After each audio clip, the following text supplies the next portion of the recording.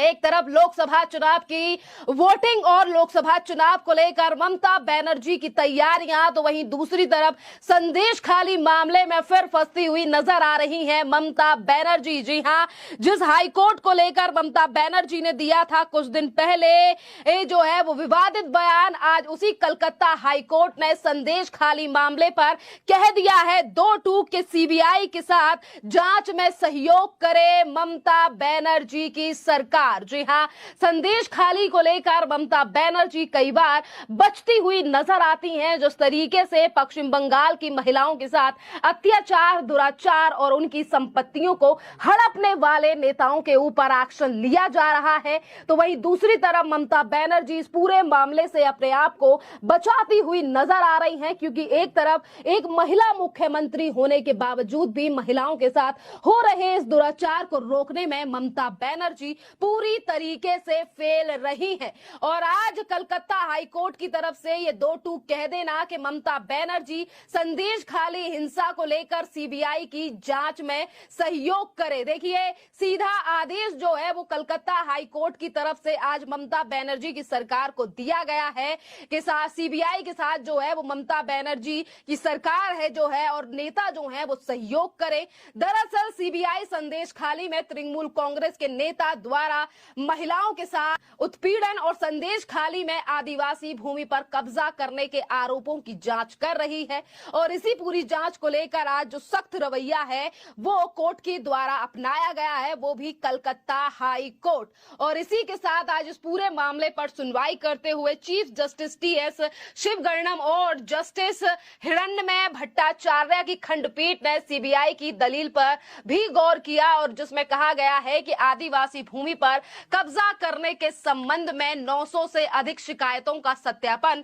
करते समय राज्य सरकार केंद्रीय एजेंसियों के साथ आखिरकार क्यों सहयोग नहीं कर रही है। ये पिटीशन और ये बात जो है वो सीबीआई के द्वारा कलकत्ता हाईकोर्ट में रखी गई थी, जहां दो जजों की पीठ ने जो है वो इस पूरे मामले पर ध्यान दिया है कि किस तरीके से तमाम लोगों ने इस पूरे मामले को लेकर शिकायतें दर्ज कराई, बावजूद इसके सीबीआई का कोई सहयोग नहीं कर रही है ममता बनर्जी की सरकार। और वही अगर हम बात करें आज इस पूरे मामले को लेकर सुनवाई की, तो देखिए कलकत्ता हाई कोर्ट के जो चीफ जस्टिस हैं शिवगर्णम ने आदेश देते हुए ये तक कहा है कि संदेशखाली हिंसा को लेकर पश्चिम बंगाल सरकार जो है वो सीबीआई का पूरा सहयोग करे। और इसी के साथ आपके लिए बता दें कि इस मामले में ये आरोप भी शामिल है कि शाहजहां शेख ने गांव के निवासियों की जमीन जो है वो जबरदस्ती हड़पी थी, जिन्हें इस साल ही शुरुआत में टीएमसी से निलंबित कर दिया गया था। शेख शाहजहां और उसके सहयोगियों पर गांव में महिलाओं के उत्पीड़न का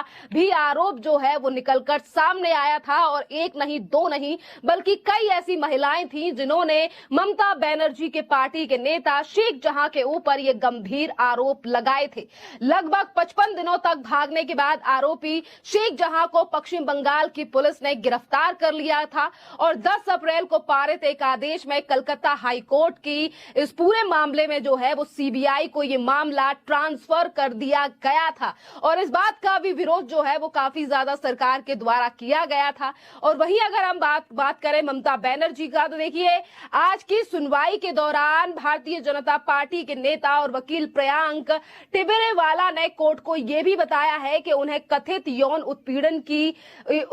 की पीड़िता महिलाओं के फोन आए थे। उन्होंने दावा किया कि महिलाओं को शेख या उसके पार्टियों के आदमियों ने यानी कि जो शेख जहां के आदमी थे, जो उसके सहयोगी थे, उन लोगों ने मामला ना दर्ज कराने की धमकियां जो है वो यहां संदेशखाली की महिलाओं को भी दी थी। आज एक एक करके मामला जो है वो ममता बनर्जी की सरकार के नेताओं का, मंत्रियों का लगातार जो है वो सामने आया है। और इसी के साथ जो भारतीय जनता पार्टी के नेता हैं और वकील भी है टिबरेवाल ने यह भी बताया है कि रात में कुछ अजनबी उनके घरों में चले आए और उन्हें बताया कि वो पहले ही अपना सामान खो चुके हैं, और अब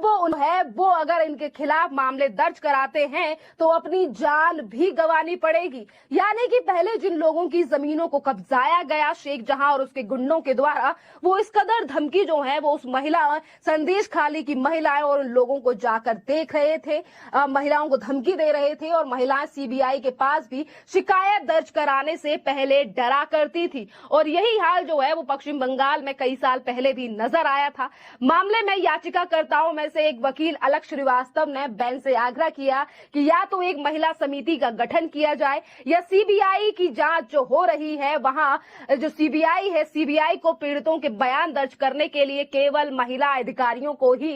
भेजने के लिए कहा जाए, जैसा कि मणिपुर हिंसा मामले में किया गया था। हालांकि इसी के साथ पीठ ने पीड़ितों के साथ और बीच विश्वास पैदा करने के लिए एक तंत्र विकसित करने का काम सीबीआई अधिकारियों पर छोड़ दिया है ताकि वे आगे बढ़कर शिकायत दर्ज करा सके और मामले की अगली सुनवाई जो है वो अब 14 जून को होने वाली है। देखिए, अभी तो सिर्फ मई की शुरुआत हुई है और अगली तारीख जो है वो कलकत्ता हाईकोर्ट की तरफ से 14 जून की इस पूरे मामले पर दे दी गई है। यानी कि सीधा तौर पर पश्चिम ये जब लोकसभा के चुनाव खत्म हो जाएंगे, रिजल्ट सामने आ जाएंगे, इसके बाद जो है वो मामले पर सुनवाई की जाएगी। इससे पहले भी कई बार जब इस पूरे मामले को लेकर मुद्दा उठाया गया, चीजें निकलकर सामने आई, तो ममता बनर्जी ने कई बार इन चीजों पर चुप्पी साधे रखी और आज वही मुख्यमंत्री ममता बनर्जी ये कहती है कि पश्चिम